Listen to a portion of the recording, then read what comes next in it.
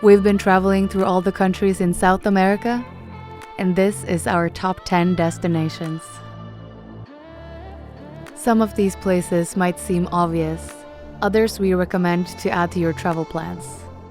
Here are some tips on how to get the most out of them, even on a budget. Our number 1 might even surprise you. Number 10, Rainbow Mountain in Peru.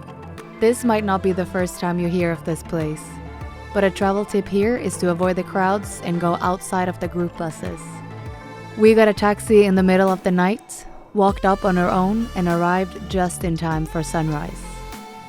Compared to the arranged tours from Cusco, we paid basically nothing, had the place to ourselves, and got to watch it in a pretty morning light.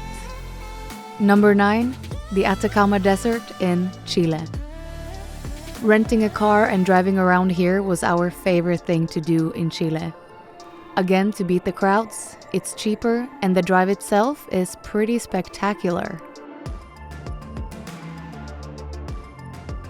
Number 8, Galapagos Islands, Ecuador. This place should already be on everybody's bucket list. The marine life is insane and to be observed everywhere.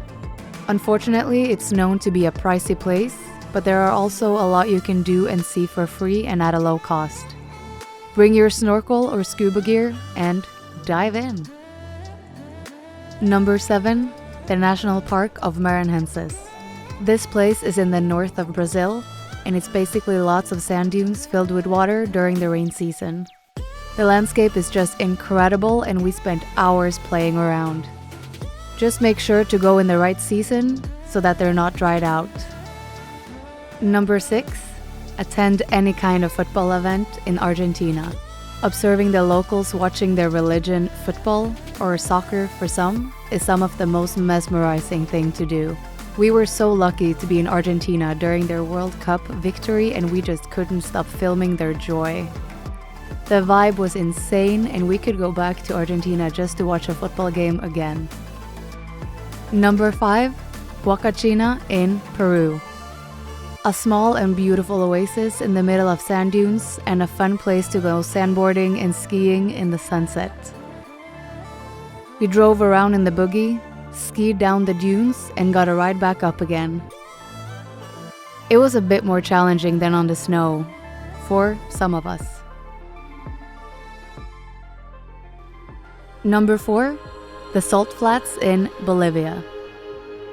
Of course, this location cannot be missed if you're visiting Bolivia.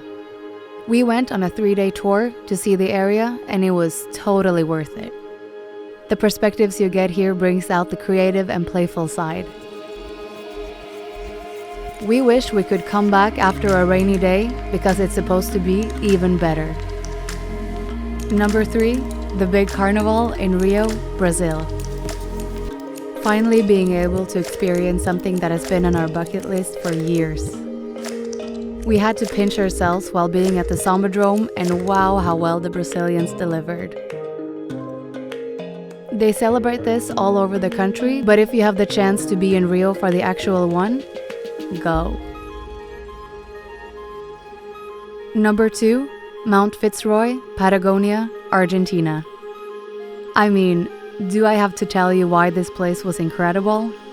We hiked up during the night and saw the sun hit the mountaintops, and it was absolutely amazing. Such a great hiking experience, and in contrast to the Chilean side, it was all for free. And now, finally our number 1, the incredible Mount Roraima in Venezuela. This place completely blew our minds away. At first, we didn't plan to do this week-long hike, but we couldn't have been happier to have added it to our itinerary. Our expectations were already high, but the mountain brought its A-game by giving us a sunny week, a great team of guides and Sherpas, and crazy views. We slept in tents on the top, took cold baths, and just loved life. If you have liked what you have seen so far, you can see more from every country on our channel. We can't wait to read your comments, and please press subscribe as we have more videos from new countries coming up.